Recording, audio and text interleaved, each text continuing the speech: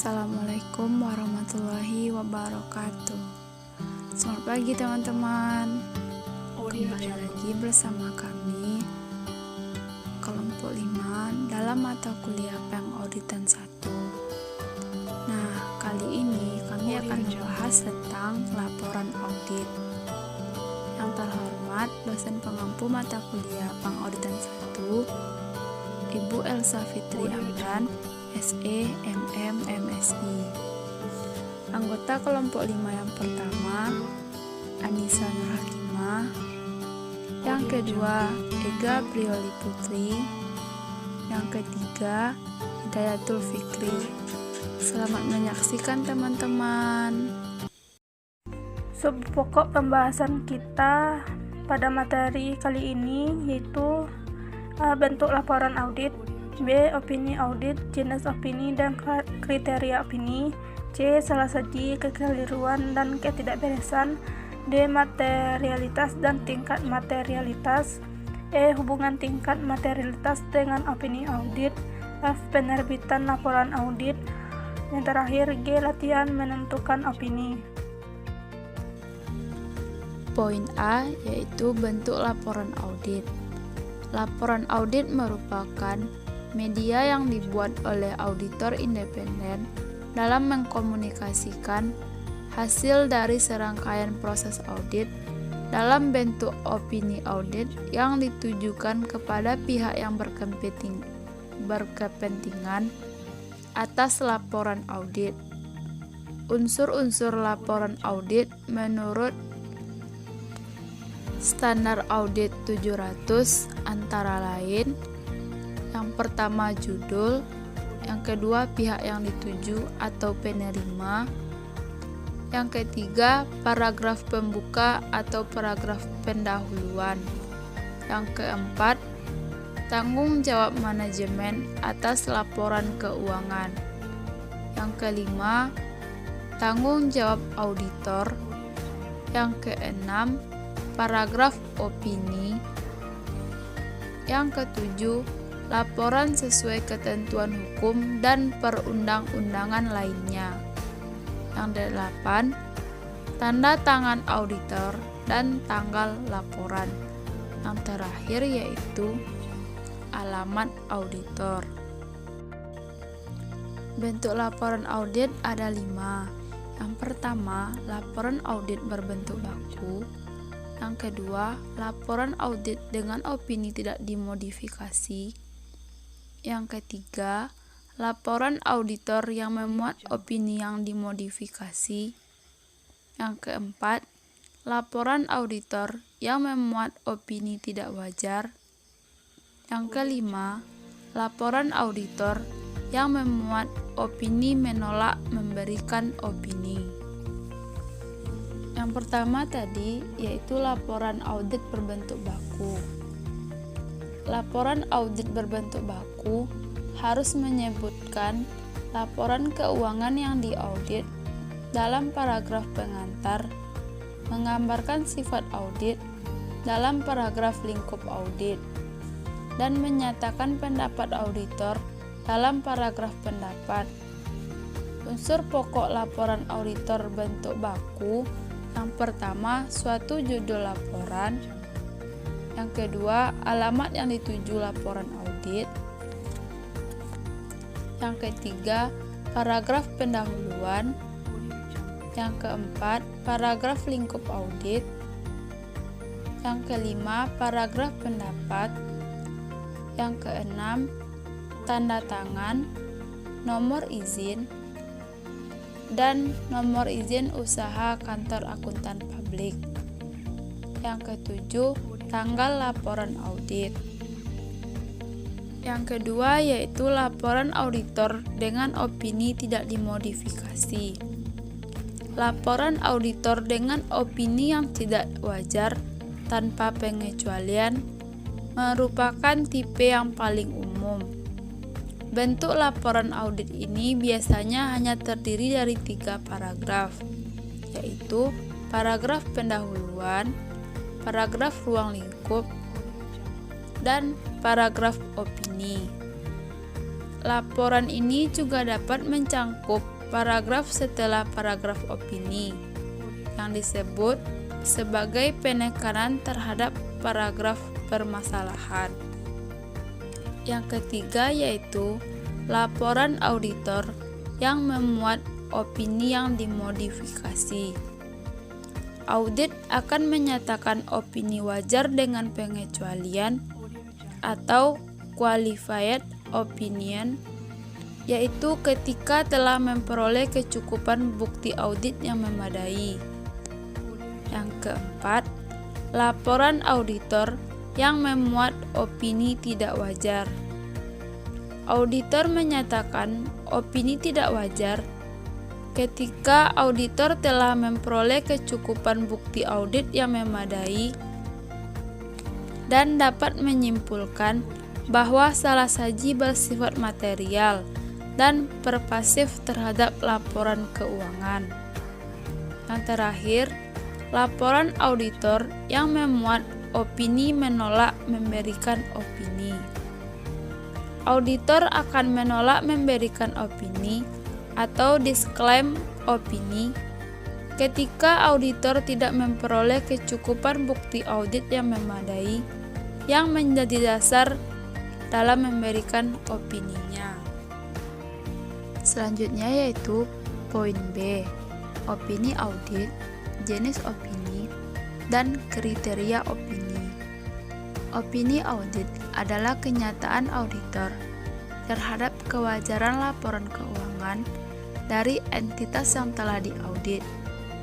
Kewajaran ini menyangkut materialitas, posisi keuangan, dan arus kas. Opini audit inilah yang menjadi terjemahan laporan keuangan yang digunakan oleh para pengguna laporan keuangan dalam mengambil keputusan untuk kelangsungan hidup perusahaan. Menurut SPAP atau Standar Profesional Akuntan Publik, jenis opini audit terbagi 5. Yang pertama, pendapat wajar tanpa pengecualian. Yang kedua, opini wajar tanpa pengecualian dengan paragraf penjelasan. Yang ketiga, pendapat wajar dengan pengecualian.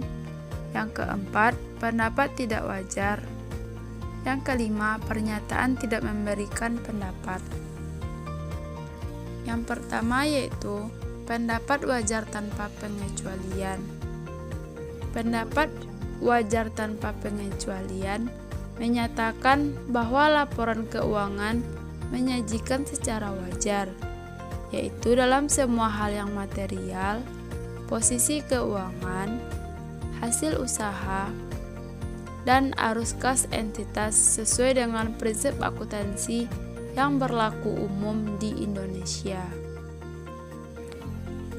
Pendapat ini dinyatakan oleh auditor dalam laporan audit berbentuk baku. Kriteria pendapat wajar tanpa pengecualian antara lain: yang pertama, laporan keuangan lengkap; yang kedua, 3 standar umum terpenuhi; yang ketiga, bukti yang cukup telah diakumulasi untuk menyimpulkan bahwa 3 standar lapangan telah dipatuhi; yang keempat, laporan keuangan telah disajikan sesuai dengan GAAP; yang kelima, tidak ada keadaan yang memungkinkan auditor untuk menambah paragraf penjelasan atau modifikasi laporan. Yang kedua, opini wajar tanpa pengecualian dengan paragraf penjelasan.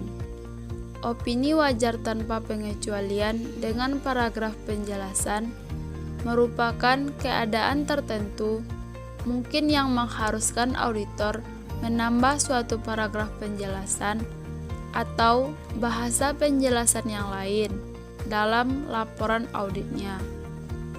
Auditor menyampaikan pendapat ini jika: yang pertama, kurang konsistennya suatu entitas dalam menerapkan GAAP; yang kedua, keraguan besar akan konsep going concern; yang ketiga, auditor ingin menekankan suatu hal. Yang ketiga, pendapat wajar dengan pengecualian. Pendapat wajar dengan pengecualian menyatakan bahwa laporan keuangan menyajikan secara wajar dalam semua hal yang material, posisi keuangan, hasil usaha, dan arus kas entitas sesuai dengan prinsip akuntansi yang berlaku umum di Indonesia, kecuali untuk dampak hal-hal yang berhubungan dengan yang dikecualikan. 4. Pendapatan tidak wajar. Pendapat tidak wajar menyatakan bahwa laporan keuangan tidak menyajikan secara wajar posisi keuangan, hasil usaha, dan arus kas entitas sesuai dengan prinsip akuntansi yang berlaku umum di Indonesia. Kelima, pernyataan tidak memberikan pendapat. Pernyataan tidak memberikan pendapat menyatakan bahwa auditor tidak menyatakan pendapat atas laporan keuangan. Opini ini dikeluarkan ketika auditor tidak puas akan seluruh laporan keuangan yang disajikan. Salah saji, kekeliruan, dan ketidakberesan. Auditor memiliki tanggung jawab untuk mendeteksi adanya kekeliruan dan ketidakberesan. Pelaksanaan tanggung jawab ini dimulai dengan membuat perencanaan audit yang diupayakan untuk dapat menemukan kekeliruan dan ketidakberesan yang memiliki dampak material pada laporan keuangan dan melakukan suatu pemeriksaan dengan seksama. Oleh karena itu, secara otomatis auditor memiliki tanggung jawab untuk menemukan salah saji material yang berdampak pada laporan keuangan. Untuk dapat mendeteksi adanya kekeliruan dan ketidakberesan, auditor harus menilai tingkat risiko atas munculnya kekeliruan dan ketidakberesan tersebut. Penentuan risiko salah saji material harus dilakukan selama perencanaan audit. Pemahaman auditor tentang struktur pengendalian intern dapat meningkatkan atau menurunkan kepedulian auditor atas risiko salah saji material. Jika auditor menemukan bukti bahwa terdapat ketidakberesan pada laporan keuangan, maka auditor harus membangun suatu komunikasi yang efektif dengan pihak klien, terutama komite audit. Jika komite audit pada perusahaan klien tidak ada, maka komunikasi bisa dilakukan kepada manajemen senior atau dewan komisaris. Komunikasi ini sangat penting untuk menyadarkan pihak klien bahwa terdapat indikasi salah saji yang terjadi karena adanya ketidakberesan dan untuk mencari solusi terbaik untuk memecahkan masalah ini. Karena bagaimanapun juga manajemen adalah pihak yang bertanggung jawab atas keberadaan laporan keuangan tersebut.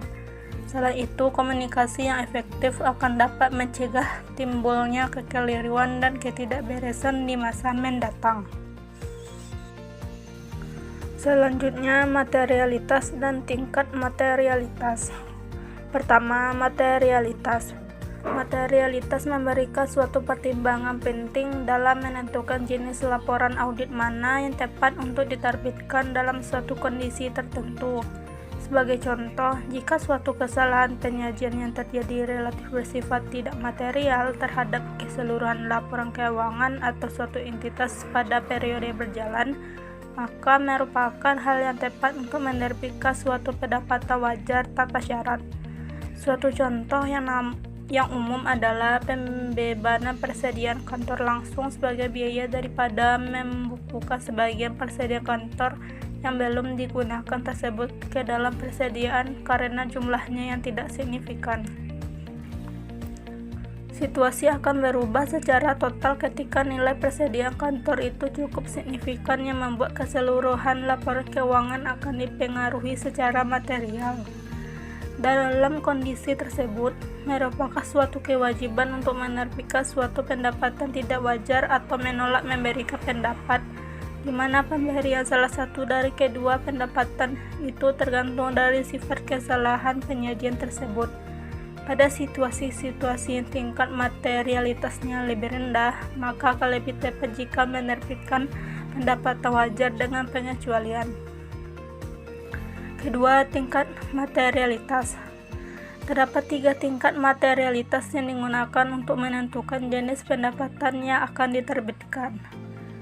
Pertama, nilainya tidak material. Ketika suatu kesalahan penyajian terjadi dalam laporan keuangan, tetapi salah saji tersebut tidak mungkin mempengaruhi keputusan yang dibuat oleh si pengguna laporan, maka hal tersebut dikategorikan sebagai tidak material. Dalam kondisi tersebut sangat pantas untuk menerbitkan pendapat wajar tanpa syarat. Sebagai contoh, diasumsikan bahwa manajemen pada tahun sebelumnya mencatat asuransi yang belum jatuh tempo sebagai suatu aktiva dan memutuskan untuk membebankannya sebagai biaya dalam tahun berjalan untuk mengurangi biaya pemeliharaan catatan keuangan. Dengan demikian, manajemen telah gagal untuk mematuhi PSHK. Tetapi jika jumlahnya sedikit, maka kesalahan penyajian tersebut bersifat tidak material dan suatu laporan audit bentuk baku layak untuk diterbitkan. Kedua, nilainya material tetapi tidak mempengaruhi keseluruhan penyajian laporan keuangan. Tingkat materialitas yang kedua hadir pada saat terdapat suatu kesalahan penyajian dalam laporan keuangan yang dapat mempengaruhi keputusan seorang pengguna laporan. Tetapi secara keseluruhan laporan keuangan tetap disajikan secara wajar dan tetap dapat digunakan. Sebagai contoh, bila diketahui terdapat kesalahan penyajian dalam aktiva tetap yang bernilai cukup besar, hal tersebut dapat mempengaruhi kesediaan dari si pengguna laporan untuk meminjamkan sejumlah uang kepada perusahaan jika aktiva tetap tersebut akan digunakan sebagai jaminan pinjamannya. Untuk menentukan tingkat materialitas yang terjadi pada saat hadirnya suatu kondisi tertentu yang mewajibkan auditor menerbitkan pendapatan di luar pendapatan wajar tanpa syarat, maka auditor harus melakukan evaluasi atas semua pengaruh yang mungkin timbul dalam laporan keuangan. Yang ketiga, nilainya sangat material sehingga kewajaran seluruh laporan keuangan dipertanyakan. Tingkat materialitas tertinggi hadir saat terdapat probabilitasnya sangat tinggi bahwa pengguna laporan akan membuat keputusan yang tidak benar jika pengguna laporan menyandarkan dirinya pada keseluruhan laporan keuangan dalam pembuatan keputusan mereka. Sebagai contoh, jika persediaan merupakan nilai terbesar dalam laporan keuangan, maka suatu kesalahan pencatatan yang bernilai tinggi dan sedemikian material akan mengharuskan laporan auditor untuk mengindikasikan bahwa keseluruhan laporan keuangan tidak disajikan secara wajar. Ketiga, tingkat materialitas tertinggi hadir, auditor harus menolak memberikan pendapat atau memberikan pendapat tidak wajar tergantung pada situasi saat itu. Saat menentukan tingkat materialitas dari suatu kesalahan penyajian, maka auditor harus dipertimbangkan seberapa besar pengaruh salah saji tersebut terhadap bagi-bagi laporan keuangan lainnya. Hubungan tingkat materialitas dengan opini audit, yaitu tingkat materialitas yang pertama tidak material, yaitu tidak mempengaruhi keputusan yang dibuat oleh pengguna laporan keuangan. Jenis opini yaitu wajar tanpa syarat. Yang kedua itu material, mempengaruhi keputusan pengguna laporan hanya jika informasi yang salah saji tersebut sangat penting bagi keputusan tertentu, tetapi keseluruhan laporan keuangan disajikan secara wajar. Jenis opini wajar dengan pengecualian. Yang ketiga yaitu sangat material, sebagian besar atau seluruh keputusan yang dibuat oleh pengguna sangat dipengaruhi oleh kesalahan penyajian tersebut. Jenis opini tidak memberikan pendapat atau pendapat tidak wajar. Penerbitan laporan audit. Penyelesaian audit adalah mengkomplikasikan keseluruhan hasil audit, melakukan evaluasi atas peristiwa ekonomi setelah tanggal neraca yang berpengaruh signifikan terhadap angka-angka yang disajikan dalam laporan keuangan atau yang berpengaruh signifikan terhadap kegiatan operasi perusahaan ke depan. Proses yang dilakukan menjelang akhir audit. Yang pertama, melakukan review peristiwa-peristiwa kemudian. 2. Membaca notulen rapat. Ketiga, mendapatkan bukti tentang tuntutan hukum, klien, dan keputusan pengadilan. Yang keempat, mendapatkan surat pernyataan dari klien. Dan yang terakhir, melakukan proses analitis. Peristiwa yang perlu dijelaskan dalam laporan audit. Yang pertama, jumlah yang material. Yang kedua, merupakan peristiwa yang penting dan bersifat luar biasa. Yang ketiga, terjadinya pada periode sejak awal neraca sampai dengan tanggal selesainya pekerjaan lapangan. Peristiwa yang memerlukan pertimbangan manajemen dan evaluasi auditor. 1. Peristiwa kemudian yang mempunyai dampak langsung terhadap laporan keuangan audit. Yang kedua, peristiwa kemudian yang tidak mempunyai dampak langsung terhadap laporan audit. Oke, baik teman-teman semua, mungkin hanya itu untuk pembahasan kita kali ini. Terima kasih kepada teman-teman yang telah mendengarkan dan memahami apa yang kami sampaikan tadi. Semoga apa yang kami sampaikan tersebut dapat bermanfaat tentunya bagi teman-teman semua. Sampai ketemu dalam pembahasan selanjutnya. Terima kasih. Assalamualaikum warahmatullahi wabarakatuh.